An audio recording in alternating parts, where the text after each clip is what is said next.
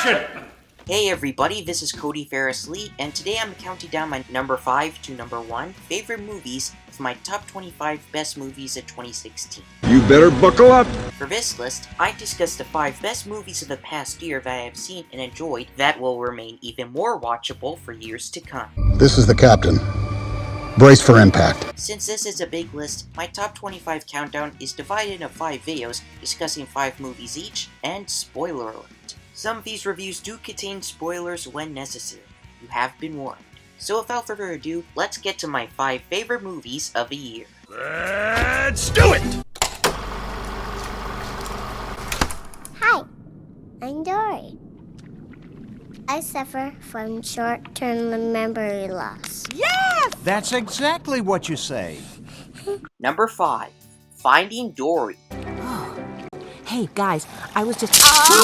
Dory, it's not time to get up yet. You have to go back to bed. Remember the anemone sticks. All right, yeah, sorry. Back to bed, back to bed.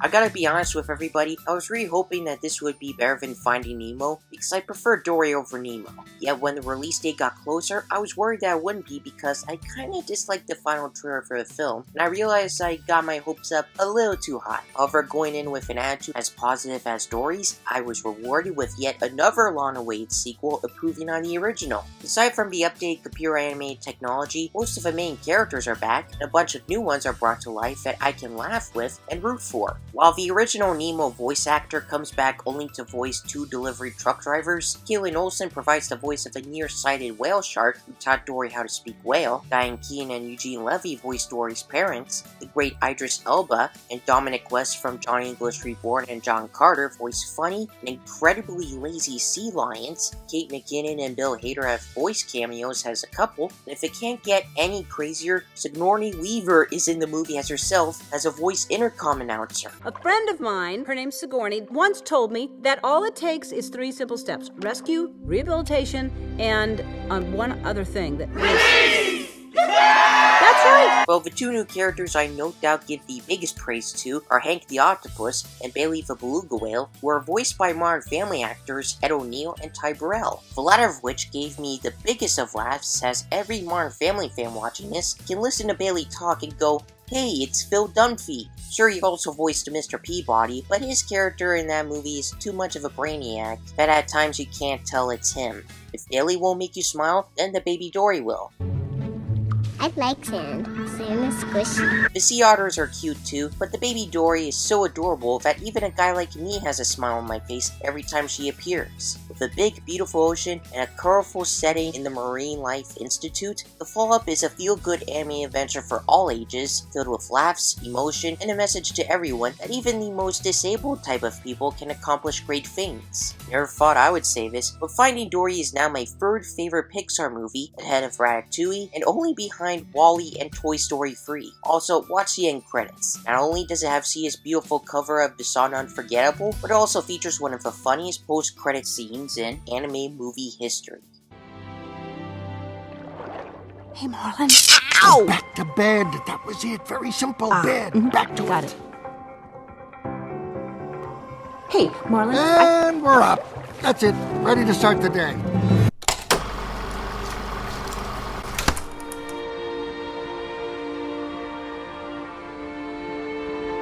What is your name? Judah. Judah Ben-Hur. Number 4. Ben-Hur. Should have stayed away. You should have killed me. I will. I know this remake of Charlton Heston's classic Oscar-winning epic is polarizing the most, but I gotta admit, this film was a lot better than I expected. Know the world you live in, Judah. The world you live in is Rome's. Their laws, their power. You cannot fight them in the streets. But there is another way. The circus. Aside from being a big budget bomb filled with fights and emotion, it's actually more important than one would expect. While the 1959 movie is filled with revenge and does have Ben-Hur kill Masala in the end, this version of the story is more about redemption and forgiveness as these brothers and best friends become sworn enemies with vengeance on their minds, though they eventually become brothers again. I won't spoil how, but it is remarkable. I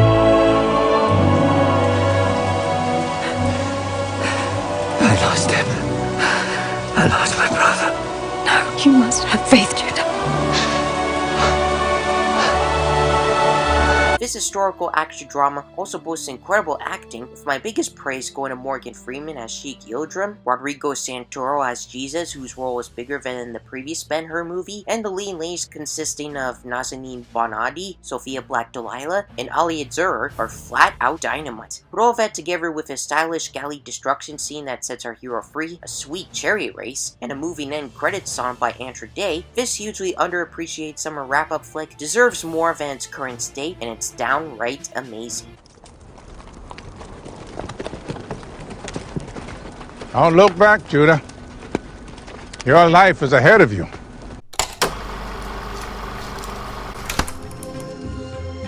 Many strange tales are told of this jungle, but none so strange as the tale of the cub we call Mowgli. Number 3. The Jungle Book. Mowgli? What was the rule about your tricks? Not the wolf way. No more tricks. Talk about exceeding expectations. Seriously, look at the film's Rotten Tomatoes rating and consensus, and tell me you're not surprised. This is without doubt the best live-action remake on animated Disney classic by far, as it perfectly mixes the original Rudyard Kipling stories and the Disney cartoon. The director Jon Favreau is hands down a Disney fanatic, and even if you didn't know that before seeing this movie, you immediately realize that when you start watching the movie, as it opens with the original cel animated logo reminiscent of the Disney films from 1985 to 2006. You're doing an amazing job! The A-list voice cast is perfect. Full realistic animals and set pieces look very real, the 3D is amazing, and is very nostalgic to the original animated Disney movie. My personal favorites of a voice cast are Idris Elba as Shere Khan, Christopher Walken as King Louie, and Scarlett Johansson as Kaa. The former two have to be some of the best movie villains of the year, thanks in large part to Shere Khan being a ruthless monster, and King Louie saying I want to be like you. And you are a man cub who wants to live in a jungle. How do you know that? Kid, I got ears. My ears got ears. You want to live here? You need a people to protect you. Only I can protect you, and I will for a price. Kaa apparently only appears in one scene. She's female because there are too many male characters in this film, and John thought it was best to give the snake a gender swap. That I can agree with. Despite her short appearance, she seems trusted me in the end credits, and it is amazing. Voice cameos include Over Hedges' Gary Shandling as Icky the Porcupine, who died about 3 weeks before the film's release, Jon Favreau as a pygmy hog, Sam Raimi as a giant squirrel, Krampus' MJ Anthony as one of the wolf pups, John's son Max as another wolf pup, John's daughter Brian Rose as another wolf pup named Grey Brother, John's other daughter Madeline as a rhino, and believe it or not, Russell Peters as Rocky the Rhino. I'm not kidding, Canadian comedian Russell Peters somehow managed to be in a major Disney blockbuster. Watch yourself, please. Dad, what is that? I think that's a man cub. What's a man cub doing here? Back to the main cast, you can tell why their performances are praised because as I was watching the trailers and commercials way before seeing the movie in IMAX 3D, I noticed how incredible their acting and voices were. They were literally like Shakespeare in this film. In terms of flaws, a few could come to mind like the elephants not talking, the jazzy vultures making no appearance, and the one that bugs me the most, making me ask myself, why isn't Akila's death that impactful and emotional as it should be? Sure, Mowgli is devastated, but we don't see Raksha and her pups crying in heartbreak over his loss.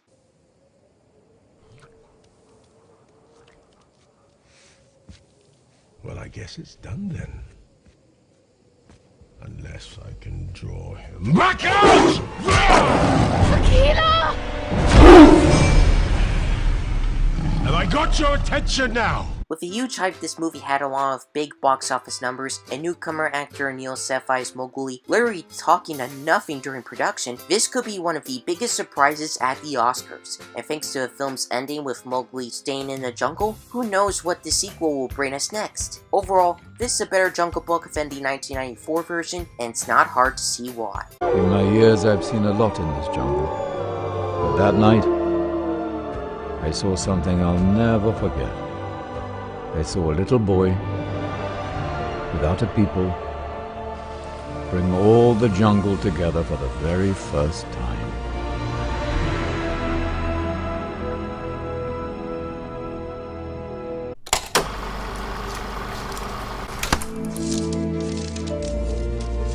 Dear Miss Peregrine, I don't wish to alarm you, but one of my informants sent me this. It would appear that some of Mr. Barron's group are in Blackpool, England. If I recall, Miss Avocet has a loop there. Please warn her and suggest that she make a new one right away, well hidden, and take the greatest care yourself. With love, Abe. January 2016. Number 2. Miss Peregrine's Home for Peculiar Children.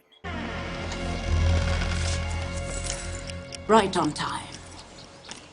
Miss Peregrine, delighted to meet you.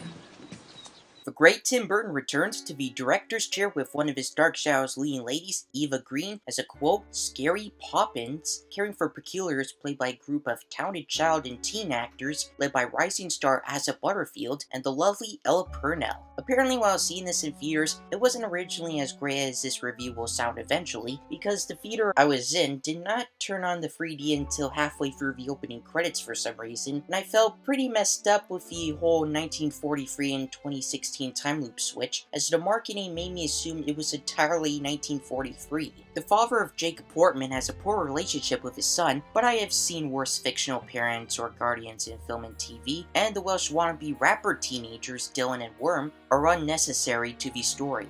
The one thing that did bug me the most was the opening where Jake is shown working at a drugstore and was treated like garbage by a girl he liked from his math class and her friends, while one has to wonder how the hell Jake's dying grandfather can talk to his grandson without eyes and then die. The one bright spot of that first act, though, came as a surprise as Jake's drugstore supervisor and co-worker is played by Olan Jones, who played Esmeralda from Edward Scissorhands.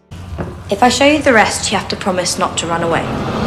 All those flaws aside, the movie's finest moments mostly take place on a beautiful house surrounded by Edward Scissorhands-like hedges, where Tim really shows us his magic with the peculiar children. While I was enchanted by the performances of Ella Purnell and Lauren McCrosty, my favorite peculiars have to be Claire, who has a sharp-toothed mouth behind her head, and the twins, who are later revealed to be Gorgons, whereas without their masks, they turn living things to stone. Next to Eva, Ella, and Lauren, my favorite performance of a film is not surprisingly Samuel L. Jackson as the eye-eating, shape-shifting, weapon-forming villain known as Mr. Barron. I assure you, we are coming.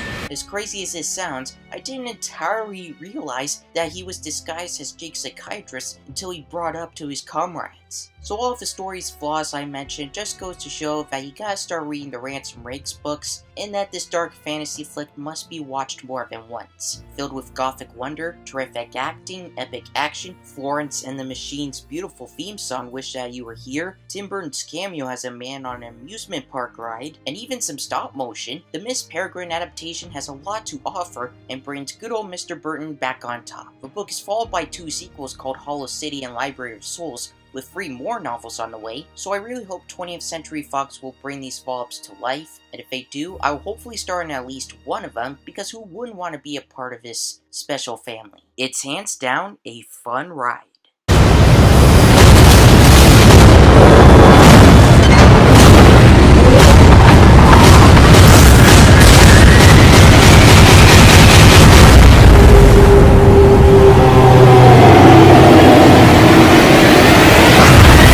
Now before I discuss my all-time favorite movie of 2016, here's a recap of the 24 movies mentioned in previous videos.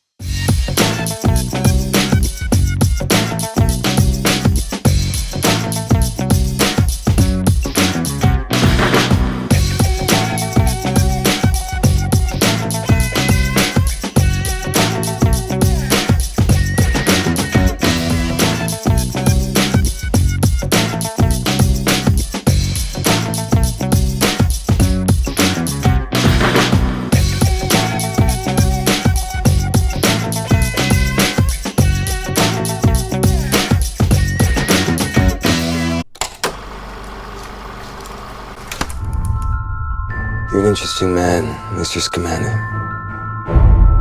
Just like your suitcase, I think there's much more to you than meets the eye. Number 1. Fantastic Beasts and Where to Find Them. Mr. Scamander, do you know anything about the wizarding community in America? We don't let things loose. J.K. Rowling and Warner Brothers made the surprising announcement 3 years ago that us moviegoers would be taken back to the magical wizarding world of Harry Potter, minus Harry Potter, based on a Hogwarts textbook and released 5 years after Harry Potter and the Deathly Hallows Part 2. Thank God this movie lived up to or exceeded my expectations. Yes, this movie is that great. I mean, with HP creator J.K. Rowling writing the screenplay and David Yates, who directed the second half of the Harry Potter franchise, returning to the director's chair, how can fellow Potterheads not love this epic spin-off? The cast is perfect, with Eddie Redmayne leading the way spectacularly as Newt Scamander, Dan Fogler hilariously playing the American nomad sidekick, and both Catherine Waterston and Alison Sudol play beautiful and magical sisters. Teeny, you brought Matt home. That's Mr. Scamander. He's lost something I'm going to help him find. There are apparently 3 scenes from the trailers that are not in the actual movie, but I don't consider them that big of flaws, considering that I was enchanted throughout without remembering those bits. They might be in the deleted scenes bonus feature or in a possible extended edition, but I'll bring them up for the sake of entertainment. Don't panic, but there's absolutely nothing to worry about.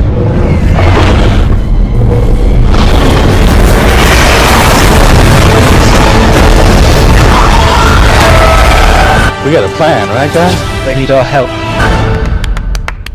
I want to be a wizard. And if you didn't see this work of art in IMAX 3D, then I feel sorry for you, especially since those screens of the film actually show exciting images in certain scenes over the black bars. When the movie opened with the Warner Brothers logo and the film's title coming over those black bars, I thought I was going crazy or something, because I have never seen an IMAX 3D experience like that in my life. It's no wonder why the end credits said optimized for IMAX theaters. Back to the cast, I actually thought it was amazing and sweet for Dan and Allison's characters to fall for each other, because it's kind of hard to believe that a blonde bombshell like Queenie Goldstein ever get all romantic with a chubby guy like Jacob Kowalski. I know looks and appearances aren't everything, but that's what makes their chemistry phenomenal. The supporting cast features Jon Voight as Henry Shaw Sr., and badass cult actor Ron Perlman plays a goblin gangster named Narlac, who unfortunately only appears in 1 scene. Zoe Kravitz also appears in a cameo role to be expanded eventually as Lita Lestrange. Yes, I said Lestrange like Bellatrix Lestrange. Yikes! And boy, there are a ton of villains, with the likes of a great Colin Farrell as a menacing horror, Ezra Miller as a hugely sympathetic villain, whereas his tragic story I won't spoil here, and Samantha Morton has his abusive adopted mother. It's all pretty much like what Ezra said himself.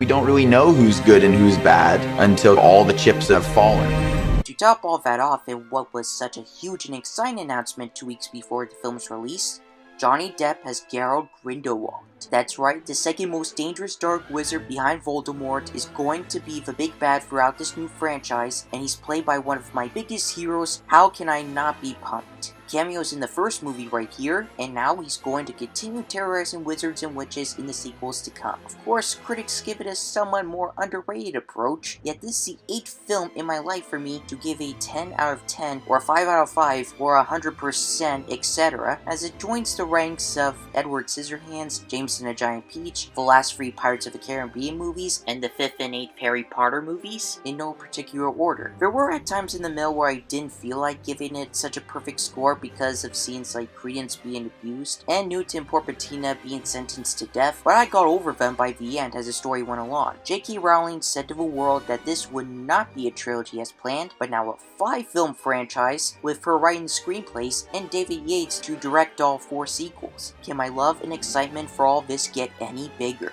All that together with an incredible 1926 setting in New York, great jazzy music, amazing visuals, fantastic beasts, like literally, comedy, a bunch of twists, and an ending to put a smile on my face, it's no wonder why I not only listed as the best movie of 2016, but also one of my all-time favorite movies, period.